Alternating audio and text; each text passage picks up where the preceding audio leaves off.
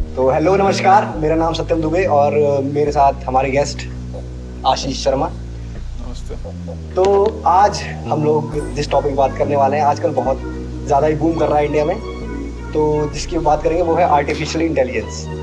तो एआई दरअसल होता क्या है, उसके यूजेस क्या हैं, वो हमें बताएंगे हमारे प्यारे दोस्त Ashish Sharma. So, in a nutshell, if I am to define what AI represents, AI is basically artificial intelligence. It's more of an advanced level of machine learning at this point. What our human brains can't decipher or depict, AI can easily do that in a microsecond, so to speak. तो basically देखा जाए AI youth में बहुत ज़्यादा उजागर हो रखा है इस समय। तो जो एआई है इस समय यूथ के लिए क्या वो यूज़फुल है या फिर उनके लिए कुछ गलत चीज़ें हैं वो? जी, अगर मैं आपको ये बताऊं तो AI सिर्फ यूथ के लिए यूज़फुल नहीं है, और आपने जैसे बोला कि यूथ में इसकी डिमांड बहुत ज़्यादा है, सो उसको कोई डिनाई नहीं कर सकता। ऑब्वियसली यूथ में इसकी डिमांड बहुत ज़्यादा है, बट हर वर्ग का व्यक्ति आज AI को यूज़ कर सकता है, अपने काम को आसान कर सकता है।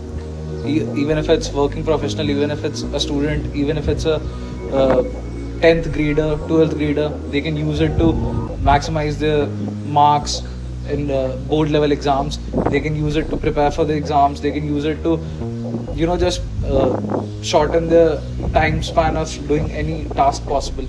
पहले के टाइम में एआई नहीं था, तब लोगों को जैसे असाइनमेंट बनाने को दिया जाता था, वो नॉर्मल पूरा रिसर्च करते थे। अब आज के टाइम पे क्वेश्चन वगैरह उनको दिया जाता है, वो क्वेश्चन डालते हैं, उनको आंसर आता है, बस ये आसान कर रहा है। पर देखा जाए ये काम खराब भी तो कर रहा है बच्चों के लिए। हाँ, उनको चीज़ें सामने सामने परोसी दी जा रही है, तो ये गलत भी तो है। उनको समझ में कुछ नहीं आ रहा है, बस वो देख के जैसे क्या बोलते हैं रट्टू तोता, उनको जो बोला है वो दिखा, उन्होंने टाइप किया, जो आया पेस्ट करके असाइनमेंट दे दिया, हो गया। तो ये गलत नहीं है। Duviri, I feel like AI is a double-edged sword at this point. There's both sides to this coin. There's pros and cons of AI, so to speak. So if I जैसे आपने बोला अभी कि AI का use करके ये अपने assignments जल्दी दे दे रहे हैं बिना किसी मेहनत के और कुछ, तो इससे हो क्या रहा है? आपकी लैटरल थिंकिंग डीजनरेट हो रही है, आप ना आउट ऑफ द बॉक्स सोच पा रहे हो। आपको वही कहना है कि आप एग्जैक्टली आगे नहीं बढ़ पा रहे हो, आप उसी जगह पर टिके हुए हो। अब आप इनकेस अगर आगे फ्यूचर में जॉब करने जाओगे तो जॉब वाले में तो एआई तो इतना नहीं अभी तो नहीं मांग रहे, आगे का पता नहीं, बट अभी एआई नहीं अभी आपके स्किल लेके जाते हैं। तो अगर उन्होंने आपसे पूछ लिया कुछ इन जनरल क्वेश्चन, तो अगर उसमें आप जवाब नहीं दे पाए तो इनडायरेक्टली आप तो फेल ही हो। जैसा कि आज लोग कहते हैं कि AI बहुत सारे लोगों के जॉब्स को रिप्लेस कर देगी, but I feel like AI would not replace jobs. People who know how to use AI would replace other people's jobs. आप AI के साथ अपने स्किल्स को कॉम्प्लीमेंट कर सकते हैं। आप अगर सोचोगे कि मैं अपने स्किल्स को AI से रिप्लेस कर दूं और एक बैक सीट ले लूं, AI के थ्रू सारे काम करूं, तो you would be replaced in no time. आप इंडिस्पेंसिबल नहीं रह जाओगे, फिर आपको कोई भी आके रिप्लेस करके जा सकता है। तो the optimal approach here would be to complement your skills alongside AI, not to overthrow your skills out of the window and use AI primarily. पर देखा जाए AI is an auto pilot mode for you. वो आप बैठे हो पीछे चुपचाप, auto pilot पे एआई चला रहा है, आपका सारा काम कर रहा है। मेरा नजरिया यही है, तो आपको गलत है, यही हो रहा है। जैसा कि मैंने बोला, आप एक कॉन्शियस स्टेप ले सकते हो AI के थ्रू इस चीज़ को चेंज करने के लिए। सपोज आपको कॉलेज में एक असाइनमेंट मिला, तो आप एक रफ स्केच, एक रफ डायग्राम खुद से बनाओ, आप उसकी बेसिक स्ट्रक्चर खुद से बनाओ, फॉर्मेटिंग खुद से करो, फिर आप AI को यूज़ कर सकते हो उसे एनहांस करने के लिए। अगर आप सोचोगे कि मैं सारी चीज़ें AI के थ्रू कर जाऊँ, तो फिर पॉइंट क्या है? आप कुछ सीख नहीं रहे हो। और एग्जैक्टली जैसा कि आपने कहा कि AI को यूज़ करके अपना दिमाग नहीं लगा रहे, तो AI जो है वो किस डेटा पे ट्रेंड है? Billions and billions of articles are used to train AI on a everyday basis. कल को 5 साल बाद, 10 साल बाद, जैसा कि आप कह रहे हो कि आज सब सिर्फ AI यूज़ कर रहे हैं, अपना दिमाग नहीं लगा रहे, तो 5 साल बाद अगर AI को ट्रेन करना पड़े तो हम पे तो ह्यूमन डेटा ही नहीं है, ना प्राइमरी डेटा होगा ना secondary data. They would all be generated by AI and that would be used to train AI, and in the long run फिर AI would take over. Human brain का तो फिर कोई सिग्निफिकेंस नहीं बचता ना। और तो देखा जाए इलीगल काम भी होते हैं, जैसे for example deepfake, Modi ji का चेहरा लगा दिया, वो कुछ और बोल रहे हैं, तो इससे जो बाकी सब पब्लिक है, यूथ के अलावा जो बड़ी पब्लिक है, उनको तो मुझे लगता है जो टीवी में चल रहा है जो दिख रहा है वही सच है, तो वो भी तो गलत ही है।